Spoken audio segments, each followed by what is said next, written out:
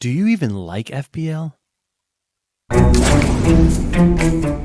The first match of Game Week 22, which has taken ages to get here, is Forest versus Arsenal.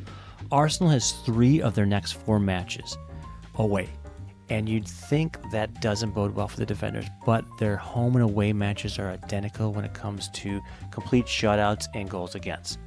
Gabriel is a safe pick if you're looking to switch out your defender this week. I consider Zinchenko, as his underlying stats are almost identical to Gabriel. The big difference is bonus, as he tends to find himself in the midfield where he can be more creative, but it's close.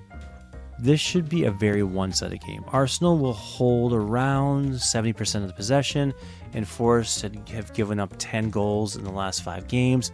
I do think Forest will get a goal, as they've scored 9 in the last 5 games, so 3-1 win gives me hope that Zinchenko will get a return.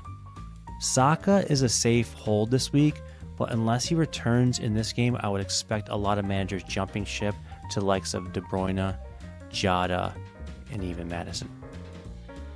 Fulham versus Everton looks to be a close, low-scoring game. The likes of Jimenez should get on the score sheet, but with the selection at forward, I do see him as an unrealistic option. 1-1 draw. Luton versus Everton could be a goal fest. I expect goals from both sides, especially since Luton at home has created more XG than away, and they have also scored in the last, get this, 8 matches. João Pedro is intriguing in the sense that he is cheap, and that's really it. We know that he's on penalties, but like I said about Raul, he'll probably get on the score sheet, but the only real reason to have him is if you're trying to fund Haaland, Salah, De Bruyne, that sort of combo, and still have 8 attacking players. I can see this game being a 3-2 win to Brighton. Palace versus Sheffield United. This is why you held Eze for this match.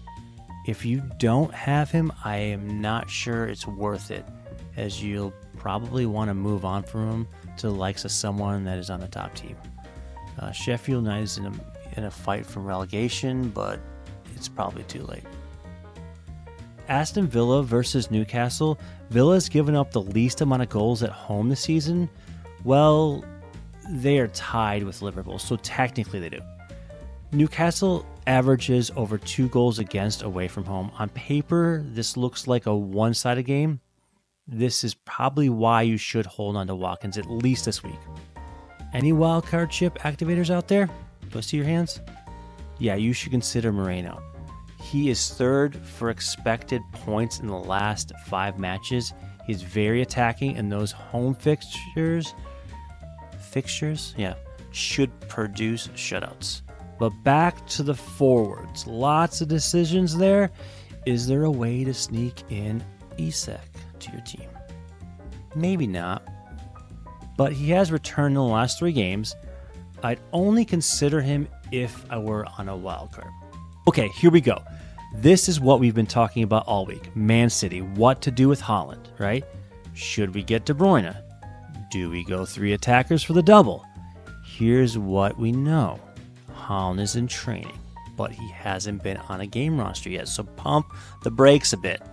More than likely, he will play at some capacity versus Burnley. Wildcard activators, it would make more sense to get him now than spend another transfer a week later to get him, because you know you'll want him, right? De Bruyne is team dependent. How have you built your team? That's really the question, right? It almost comes down to Trent or De Bruyne. I like the risk. He's going to play. Not sure how much, but he will get on the field. I just see more upside than Foden. I actually like the idea of Foden, De Bruyne, and Haaland for the double. And then there's Silva. Silva is who we really should be talking about. He is nailed on this team because he can play anywhere. He has 3 goals and 1 assist to Foden's 1 goal and 3 assists in the last 5 game weeks. So maybe it's really Silva, De Bruyne, Haaland I should be looking at. 5-1 City. Ederson will give up a goal at the end of the game, like normal. Spurs versus Brentford. Spurs have an 18.1 XGC in their last 10 10 or their only 10 home matches so far, so almost 2 goals a game. I expect Tony to score in this match, but it won't be enough. Richarlison will have a tough time in this game because Brentford have given up a total of 5. I said 5 goals to strikers all season. I am excited to see Madison. You know, it's been a while, right? We all want to see him on the field. Remember how it was when he was on the field, how great it was when Son was there and everything was going great? Well, yeah, it's going to happen hopefully soon, right? Brentford have given up a total of 9 goals to central midfielders, so I can see at least 1 return from him. But with the blank in 26, can you risk bringing him in with the likes of Liverpool and Chelsea blanking too? 3-1 to Spurs.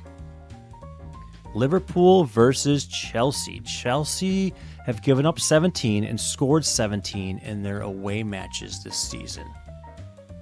They tied 1-1 in the first game of the season, but that was without Palmer. And this match is without Salah. I see this being close. I would expect Chelsea to play straight up, which will allow Liverpool to counter. This is why I really like Jota in this fixture. He has returned his last 3, and he's going to do it again. Honestly, he's going to. Chelsea have done well against strikers, only allowing 7 goals this season, but Liverpool play well at home. I'd expect the news about Klopp leaving to really give a different energy at Anfield. So, side note, by the way, one of the real questions a lot of us are asking ourselves this week, Palmer or Gordon? Palmer or Gordon? Who to bench, right? Liverpool 2-1. West Ham versus Bournemouth. Did you know West Ham have 4 shutouts in their last 5 matches? Yeah, and in that stretch, the only team to score against them? Sheffield United. I am not sure how I feel about Bowen, though. It's really either he scores from the run of play or it's a blank. He's not creative. He has 2 total assists the entire season, and he's not on penalties. But is this fixture good? Okay, let's look at it. Bournemouth averages over 2 goals against away from home. So, yes, it is. And in their last 2 away fixtures, they have given up 5 goals. Okay. Bowen should be a stronghold this week. Some captain consideration, but not for me. Kudus is the player I really like. He is creative, and soon enough, he will be the one that everyone wants instead of Bowen. But not this week. Have we given up on Solanke yet? In the last 5 game weeks, he has the 2nd most FPL points for a forward. And that is with him only playing 4 games. I'm not crazy about this away fixture, but unless you're going for Haaland, I wouldn't drop him just yet. 2-2 draw. Wolves versus Man United. United have been awful in the XG department in the last 5 matches. 4.19. Ugh. Even with Garnacho being so cheap, I would stay away from this team. As for Wolves, they have a lot of promise, especially when Hechan comes back.